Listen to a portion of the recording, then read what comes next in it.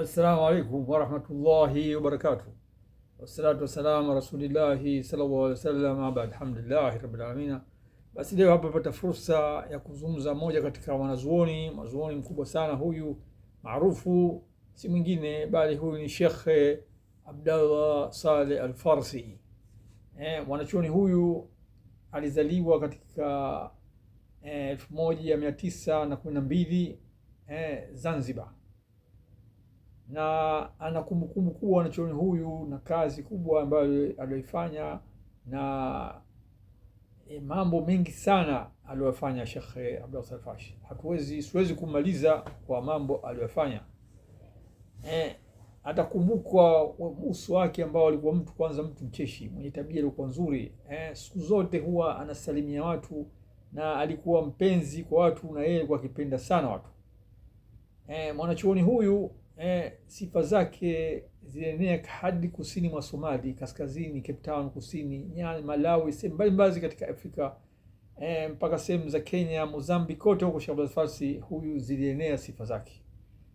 Sheikh Abdallah Saleh Farsi mashuhuri, na alisoma Qurani katika vyuo. Moja katika mwalimu wake alikuwa anaitwa Bi Fatma bint Hamid Said. Miaka hiyo katika akisoma Zanzibar.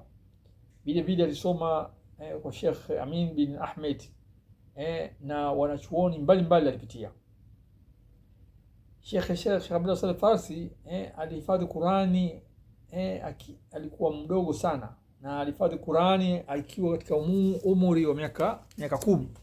Alikuwa mdogo sana kuhifadhi Qurani.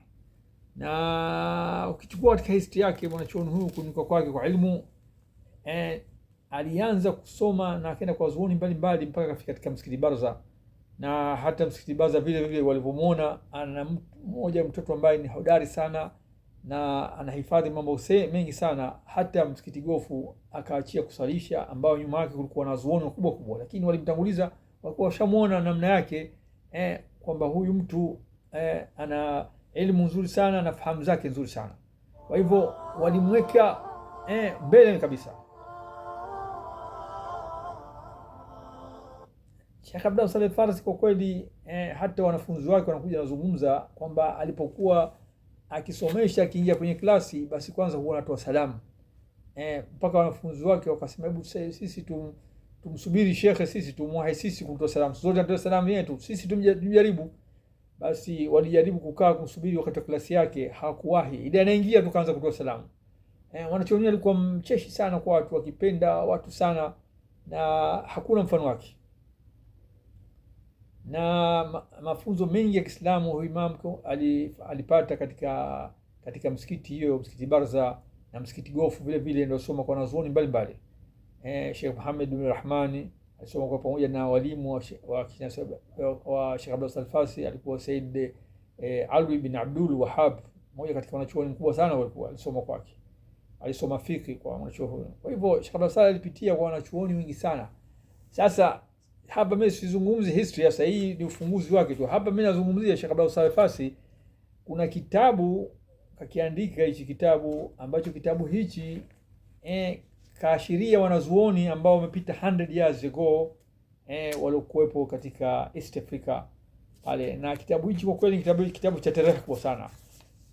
Kuna wanazuoni mbalimbali kawaandika kitabu hicho ambayo ni tarehe kubwa sana hii, kama Sheikh Muhammad bin Ahmed Moroni, hawa wanachuoni Sheikh Ahmed bin Salim, wanachuoni mbalimbali kawagawa, kawataja na kaeleza history zao wanachuoni hawa.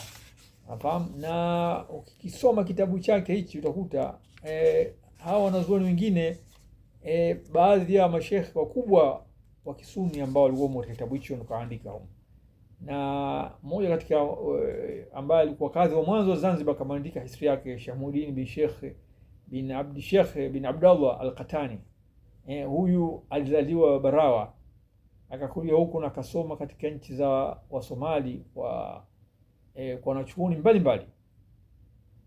Makazi yake kwanza ilikuwa sana Mombasa na nchi ya Pwani na Mashariki, Afrika Mashariki. Huyu shekhe anazungumza kama andika Sheikh Abdallah Saleh Farsi, huyu ndio akaja kuwa ni kadhi wa mwanzo ambaye wakati wa wa Said Said akamchagua kuwa ni kadhi wa Zanzibar. Kwa hivyo hichi kitabu Sheikh Abdullah Saleh Farsi kwa cha tarehe kubwa sana, na utakuta kuna wanazuoni wengine unajua walikuwa against na Sheikh Abdullah Saleh Farsi, lakini humu kawaandika yeye, hajaandika jambo lolote, hajatia doa la mwanachuoni hata mmoja ambaye dhidi yake, la bali anawasifu na kuwataja kwa njia kwa nzuri. Hii ni moja katika heshima wanazuoni. Wanazuoni ni kupendana na kusikilizana, sio kutangaziana aibu na kufedheshana, la. Sheikh Abdullah Safari kwa mmoja katika mfano mzuri sana, na hata katika madhhabu alikuwa yeye kabisa hazigawi madhhabu, bali kila mmoja anampa heshima yake kwa namna yake. Kwa hivyo huyu Sheikh Abdullah Saleh Farsi kazi nzuri sana kafanya, na akaja ni mwanazuoni wa mwanzo wa East Africa katika Zanzibar ambazo alikuja akafasiri Qurani kwa lugha ya Kiswahili. Amekuja anazungumza kwamba mpaka 1964 ilikuwa kisha fasiri takriban juzuu 17 1964. Baada ya Zanzibar kuja mapinduzi tena ikawa akaendelea tena mpaka 1967 akamalisha. Ni kazi kubwa sana kaifanya mwanachuoni huyu, na ilikuwa vile vile ni kuwaelimisha watu, kueleza watu. Kuna watu walifanya Qurani nyingine ambayo wakatoa, walibadilisha aya za Qurani, lakini yeye akajitahidi kuonesha ukweli katika Qurani, na ukitoona msahafu wake maarufu utakuta mambo chungu zima ndani, kaeleza makosa watu waliofanya kufasiri Qurani ndani yake, na akaiweka sawa katika kopi ambayo kaifanya. Ni moja katika kazi kubwa sana alifanya. Na mwanachuoni huyu vile vile ni mkongwe, alikuwa katika mambo ya fiqh, mkongwe katika mambo ya translation, katika mashairi vile vile alikuwa mtu mzuri sana, akifasiri kama Zanzibar kwa gazeti ambazo zilikuwa la uongozi, zikitoka mle nakala zake za mashairi yake, translation za Qur'ani zikitoka kabla ya revolution for Zanzibar. Na mwanachuoni huyu vile vile baadaye kuondoka Zanzibar na kenda zake Kenya, na Kenya akaja kwa kadhi wa Kenya. Jasmeji katoka Zanzibar kadhi, akaenda Kenya kwa kadhi, na akafanya kazi nzuri sana, na akakaa Kenya. Jamii watu wa Kenya wakampenda sana, akakaa nao kwa njia kwa uzuri, na watu wakimpenda sana mihadhara yake wakihudhuria. Na yeye vile vile alikuwa akienda kwa wanachuoni wenzake mbalimbali ambao hata wao walikuwa wana mawazo yao si tofauti, lakini yeye alikuwa akienda akikaa nao na akiwasikiliza. Kwa hivyo kaacha alama kubwa sana Kenya. Hata kuna mtaa mmoja, kuna njia Kenya inaitwa Sheikh Abdullah Saleh Farsi. Kenya official njia inaitwa Sheikh Abdullah Saleh Farsi. Unakaa Kenya unajua sana hiyo. Na alipokuwa Kenya wanazuoni kule wakimsifu sana na akiwasaidia watu sana. Mshahara wake ulikuwa ukisaidia watu. Kiende mambo ya khair akiwasaidia watu. Na nasikia mpaka alipoondoka akaenda zake Omani, basi kuna pesa zake nyingine za takao kule aliwaashiria watu wapewe. Hiyo ndiko na hali Sheikh Abdullah Saleh Farsi. Huyu ni mwanazuoni wakubwa mkubwa sana. Kama tunazungumza wanachuoni ni warithi wa Mtume sallallahu alaihi wasallam, utazikuta athari zao na utazikuta waki mambo yao wanafanya kwa njia za Qur'ani na Sunna Mtume sallallahu alaihi wasallam. Kama Mtume sallallahu alaihi wasallam amesema warithi wangu ni maulama. Kwa hivyo tutahadhari sana na maulama, kutia midomo yetu kuzungumza hili na lile haifai kabisa.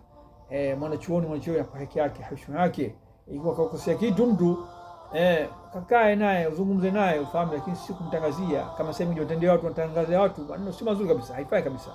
Allah subhanahu wa ta'ala anasema akitaka kuondoa elimu haondoi, achukue vitabu, anachukua wanazuoni, na tunaona wanazuoni wangapi ambao katika maisha yetu wameshaondoka, na kabla hatujazaliwa sisi walikuwa kubwa wameondoka. Na elimu hadhi yake inapungua. Vitabu vipo, na kama vitabu vipo, lakini elimu kufukua elimu inapotea, na watu wanakuja na fatwa mbalimbali. Watu wengine walikuwa wanasoma, walikuwa hasomi, inakuja mambo yanachukua. Kwa hivyo tahadhari sana. Kwa hivyo wanachuoni ni wa kuenziwa na kuhifadhiwa, kama Mtume sallallahu alaihi wasallam akawasifu masahaba zake hao ndio waliokuwa nao pamoja wakasimamisha Uislamu. Anasema Rasulullah sallallahu alaihi wasallam, ya laiti sahaba wangu moja hili jabal Uhud hili lote liwe dhahab, basi halina thamani mbele ya sahaba wangu moja. Jasmeji sahaba wake moja, tena akatoa usia Mtume sallallahu alaihi wasallam, hala na masahaba zangu, msitie ulimi katika masahaba zangu, tusipinde katika kuzama makosa ya masahaba ya maulama, haifai kabisa. Mwenyezi Mungu Subhanahu wa Ta'ala mwenye hukumu sisi kufuata nyayo zao, kufuata Qur'ani na Sunna. Shukran wa jazakallahu khair. Asante.